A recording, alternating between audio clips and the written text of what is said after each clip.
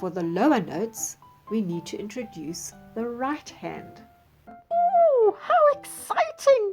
At last we get to use the right hand to play notes on the recorder. Yes, we need the right hand to close the bottom holes of the recorder.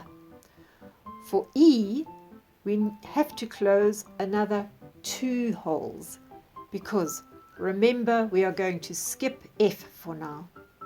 First, make sure that all the left hand fingers are closing their holes properly. Otherwise the recorder will squeak. When you close the next 2 holes on the recorder with your right hand, you use the thumb to support the recorder at the back and the index or pointer finger as well as the middle finger to close the holes. Once again, make sure that the pads on your fingers, remember the pig snouts, are inside the holes to make sure that they too are properly closed. So here we have the E. And this is how we jump from the E to the G.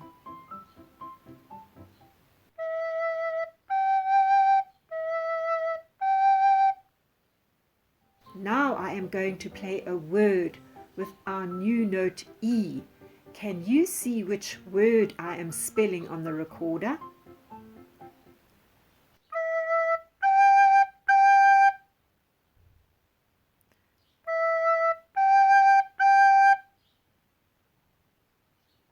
First you played the note E, then you played G twice. E, G, G, that makes egg. And this is what it looks like on the 5 lines. E, G, G. And here we have the song for this lesson. Hidden in the melody are 2 words. The one word you can find 4 times. The other you can only see twice. Can you see them?